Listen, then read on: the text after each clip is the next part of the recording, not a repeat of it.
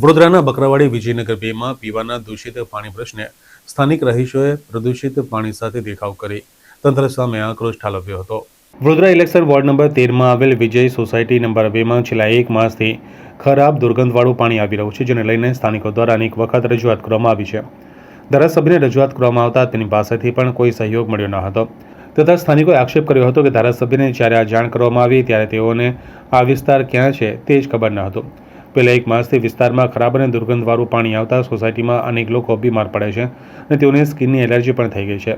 આખરે વિસ્તારના કોંગ્રેસના મ્યુનિસિપલ કાઉન્સિલર બાળુ સુરવેનો સંપર્ક કરતા તેઓ સ્થળ પર આવ્યા હતા અને પાણી પુરવઠા તેમજ અધિકારીઓને વહેલી તકે કામગીરી કરવા માટે તાકીદ કરી હતી અને જણાવ્યું હતું કે જો આ કામ ગણતરીના દિવસોમાં કરવામાં નહીં આવે તો તેઓ સોસાયટીના રહેવાસીઓ સાથે રાખીને ગાંધી ચિંધ્યા માર્ગે આંદોલન કરશે। વોર્ડ નંબર 13 માં વિજય સોસાયટી નંબર 2 100 મકાનથી વધારે મકાનો આવ્યા છે। છેલ્લા મહિનાથી આવું કારું ગંદુ પાણી આવે છે। અમારા વિસ્તારની તમામ બહેનોએ જે તે વોર્ડમાં રજૂઆતો કરી, ડ્રેનેજ પ્રોજેક્ટમાં રજૂઆત કરી, પાણી પુરવઠામાં રજૂઆત કરી, પણ મહિના સુધી કોઈ પણ અધિકારી સ્થળ પર જોવા આવ્યો નથી। તમામ વિસ્તારની ગટરો છલોછલ ભરાયેલી છે। ગંદુ પાણી મહિનાથી આવું જ પાણી આવે છે। 6 મહિનાની બાળકી છે એને સ્કિનના બીમારી થઈ ગઈ છે।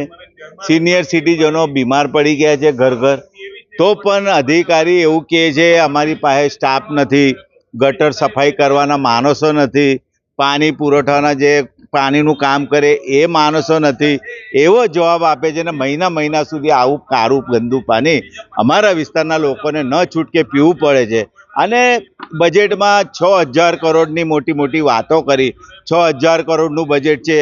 વડોદરા શહેર એકદમ સોનાનું થઈ જશે, ખૂબ સરસ થઈ જશે, પણ અમને તો બેઝિક વસ્તુ જોઈએ। અમારા વિસ્તારના લોકોને ચોખ્ખું પાણી આપો, જે ખરેખર સુવિધા આપવાની હોય એ કોર્પોરેશનની જવાબદારીમાં આવે અને મહિના સુધી માણસો નથી એવું કહીને કામગીરી ના કરે, લોકોને બીમાર ઘરમાં પડી જતા હોય તો પણ કામગીરી ના કરે। એટલે અમે સ્થળ પર આવીને પાણી પુરવઠાના તમામ અધિકારીઓને ફોન પર રજૂઆત કરી છે। અમને ખાતરી આપી છે કે 2-3 દિવસની અંદર આ કામગીરી પૂર્ણ કરવામાં આવશે। 2-3 દિવસની અંદર કામગીરી શરૂ કરવામાં નહીં આવે તો ગાંધી ચિંધ્યા માર્ગે વિસ્તારના લોકોને સાથે લઈને આંદોલન કરીશું। 1 મહિનાથી અમે ઓનલાઈન કમ્પ્લેન કરેલી છે, પ્લસ કોર્પોરેશનમાં લિખિતમાં આપેલું છે કે ગંદુ પાણી આવે છે અને ગટરો પણ જોઈન્ટ થઈ ગઈ છે। કોર્પોરેશનમાં વારંવાર રજૂઆત કરી, કોઈ ભરવા અને કોઈ પૂછવા પણ આવ્યું નથી। કોર્પોરેટરને ફરિયાદ કરી, ધારાસભ્યને ફરિયાદ કરી, પણ આ જ પરિસ્થિતિ છે। અત્યારે તમે આવીને દરેક ઘરની ટાંકી ચેક કરો, વાસ મારે છે, લોકો બીમાર થઈ ગયા છે। 120માં જે બેન છે એ તો ઝાડા ઉલટી થઈને 1 મહિનાથી હોસ્પિટલમાં છે, ગઈકાલે જ રજા આપીને ઘરે આવ્યા છે।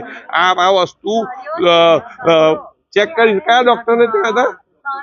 ડૉક્ટર રૂમીન શાન ત્યાં 1 મહિનાથી એડમિટ કરેલા હતા અને આ જ ગંદા પાણીને આ રીતે ભૈલાલભાઈમાં બધી જગ્યાના રિપોર્ટ છે, પણ આ કોર્પોરેટરને અને કે આ કોર્પોરેશનને કોઈ પ્રકારની પડેલી નથી, ફક્ત વોટ લેવા સિવાય કશા પર રસ નથી।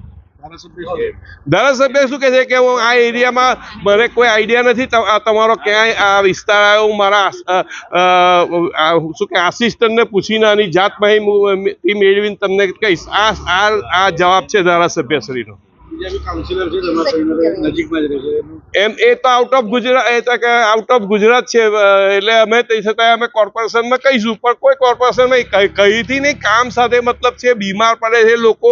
અમારી સામે 115માં 6 મહિનાની છોકરીને સ્કિન ઇન્ફેક્શન થઈ ગયું છે। આપ આઈને જાતે ચેક કરો ને ડૉક્ટર રિપોર્ટ લો કે આ પાણીથી થયેલા ઇન્ફેક્શન છે।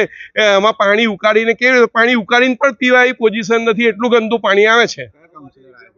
અત્યારે બાળુભાઈ સુરવે આવ્યા છે। બાળુભાઈ સુરવેને 2 દિવસથી રિક્વેસ્ટ કરી, 2 દિવસથી આવીને અમારી મદદ માટે આવ્યા છે અને એમને હૈયાધારણા આપી છે। એમને એવું કહ્યું છે કે કામ નહીં થાય તો અમે ગાંધી ચિંધ્યા માર્ગે આંદોલન કરીશું।